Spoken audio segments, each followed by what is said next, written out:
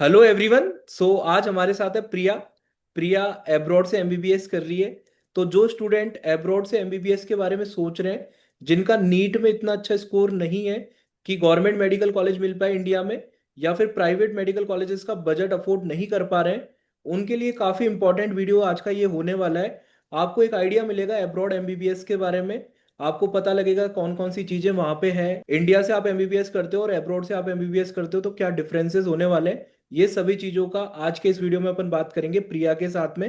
तो प्रिया, सबसे पहले आप अपने आप को इंट्रोड्यूस कर दो। So hello everyone.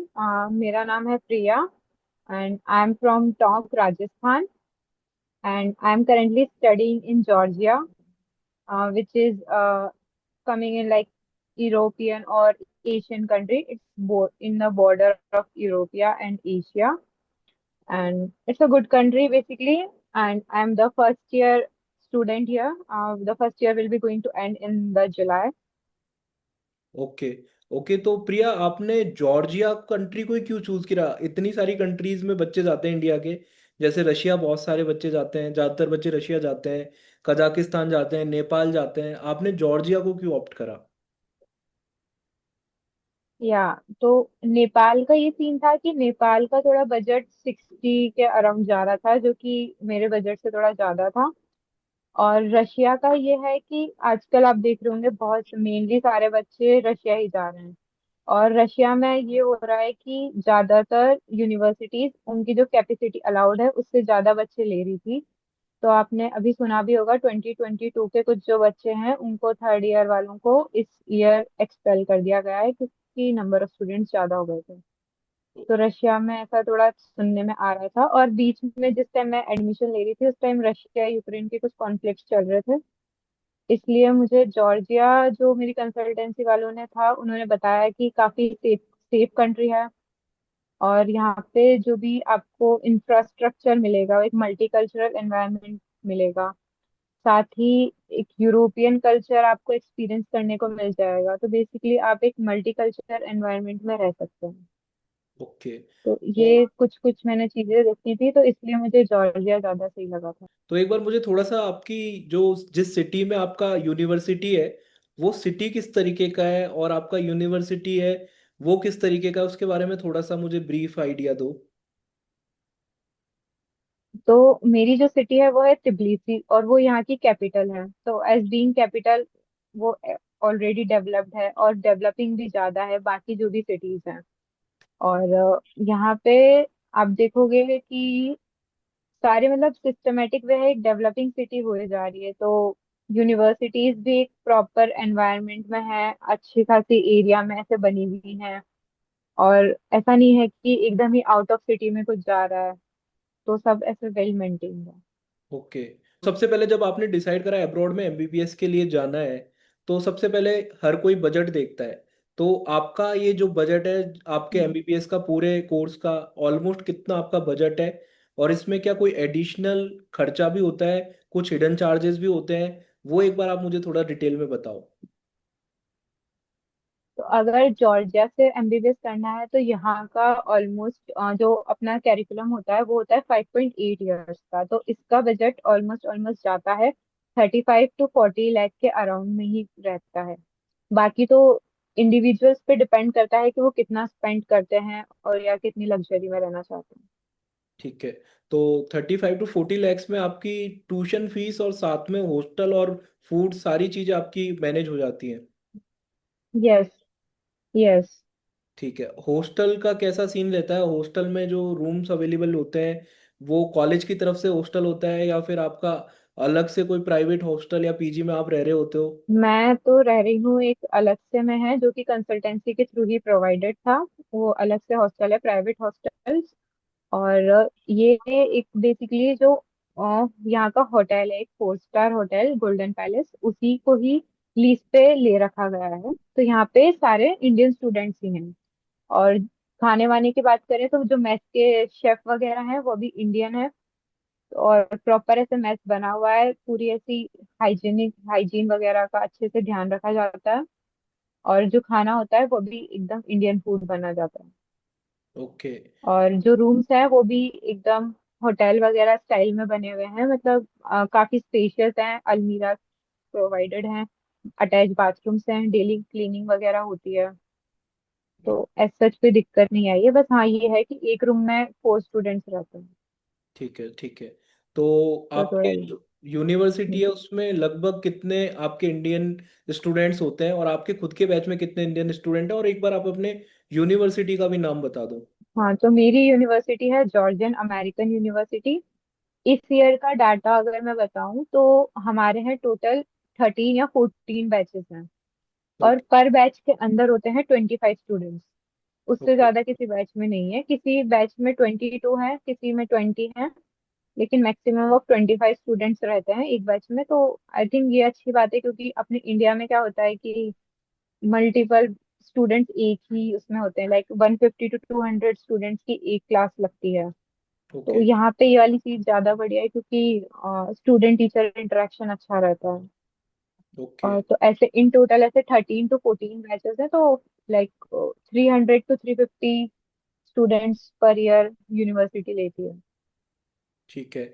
और इसके अलावा कोई हिडन चार्जेस होते हैं, मतलब बच्चों से किसी तरीके के हिडन चार्जेस कॉलेज की तरफ से मांगे जाते हो, जो स्टार्टिंग में शायद ना आपको पता हो, ऐसा कुछ होता है? कॉलेज की तरफ से हाँ कुछ ऐसा होता है कि हमारी यूनिवर्सिटी का ये सीन है कि कुछ ज्यादा ही स्ट्रिक्ट है।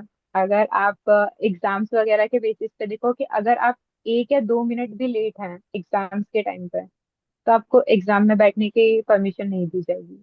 फिर उसके लिए आपको दोबारा एग्जाम अगर देना है, तो उसके लिए आपको लाइक पैसे तो देने पड़ेंगे, विच इज 300 लारी, तो वो अपने इंडियन रुपीज में हो जाते हैं 9,000। अगर आप शुरू से पढ़ाई कर रहे हो और एग्जाम्स में पास हो रहे हो तो ये सब का कोई इशू नहीं रहेगा, लेकिन अगर आप शुरू से एग्जाम्स में और पढ़ाई में बिल्कुल ही ध्यान नहीं दे रहे हो, तो ये वाले फिर आपके चार्जेस लगेंगे, क्योंकि अगर आपका एक ईयर कंप्लीट नहीं होगा है तो फिर सेकंड में आप जा नहीं पाओगे। ठीक है। और वैकेशन वगैरह का क्या सीन रहता है?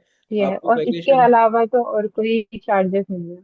वैकेशन वगैरह का सीन किस तरीके का रहता है? आप इंडिया अगर आपको जाना हो तो वो वैकेशंस आपको मिलते हैं, नहीं मिलते हैं?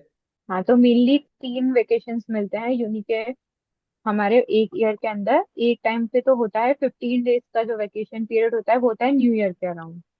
फिर जैसे कि आपका फर्स्ट सेमेस्टर एंड होगा, जो कि होता है फेब्रवरी एंड के आसपास, तब आपको मिलती है नियर अराउंड 25 डेज की हॉलीडे, जो कि फेब्रवरी एंड से मार्च मिड तक होता है। फिर मार्च मिड से आपका सेकेंड सेमेस्टर स्टार्ट हो जाता है, जो कि जुलाई एंड के आसपास तक चलता है। तो जुलाई एंड से फिर आपको दोबारा छुट्टियां मिलती है 2 महीने की।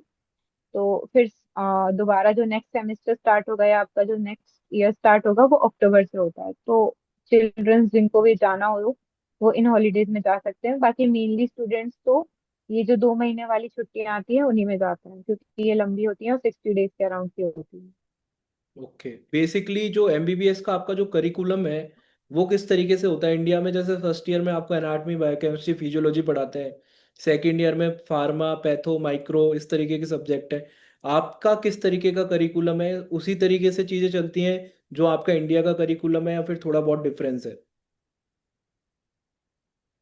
सेम वही कैरिकुलम है, कुछ अलग नहीं है। बस यहाँ है इंडिया में होता है इंडियन ऑथर्स की बुक पढ़ते हैं, बाकी कैरिकुलम सेम है एकदम, कुछ अलग नहीं है। बस हाँ यहाँ पे है कि एक दो एक्स्ट्रा चीजें पढ़नी पड़ती है, वो की है यहाँ की जॉर्जियन लैंग्वेज। वो आपको 3 या 4 साल तक उसकी क्लासेस लगती है, तो वो तो वैसे भी इम्पोर्टेंट है ही, क्योंकि आगे इंटर्नशिप वगैरह के टाइम पे अगर आपका पेशेंट के साथ कम्युनिकेशन होगा तो आपको लैंग्वेज आनी चाहिए। इसके अलावा जो फ्लाइट्स का एक्सपेंसेस कितना होता है? अगर आप एक टाइम इंडिया जाना चाहो तो ऑलमोस्ट क्या एक्सपेंस होता है फ्लाइट का?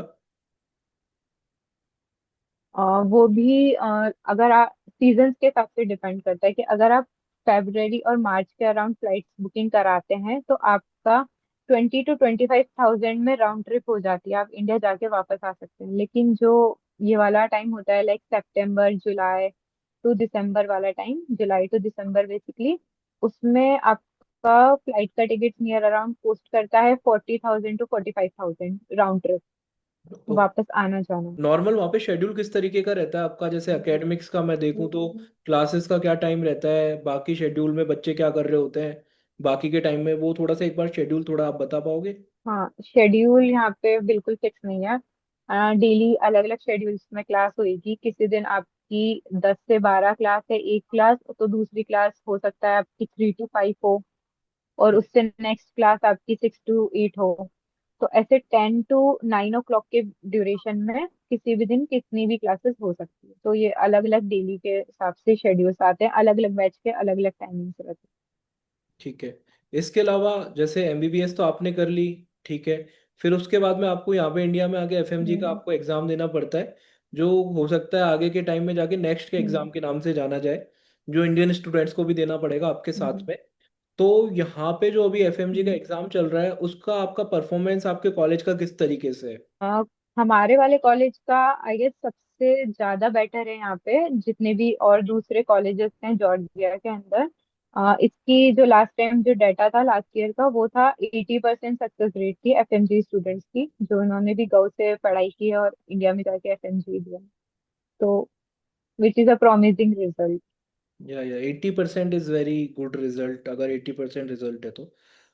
इसके अलावा कोई जैसे बच्चों के पास में जो ऑप्शन होता है पूरे टाइम, तो वो एमबीबीएस की पढ़ाई नहीं कर सकते, थोड़े बहुत स्पोर्ट्स की फैसिलिटीज होनी चाहिए, कुछ एंटरटेनमेंट के रिसोर्सेज होने चाहिए, तो वहाँ पे किस तरीके से कौन सी चीज़ें होती है जिससे कि स्टूडेंट को थोड़ी सी बाकी की एक्टिविटीज में भी टाइम मिल सके?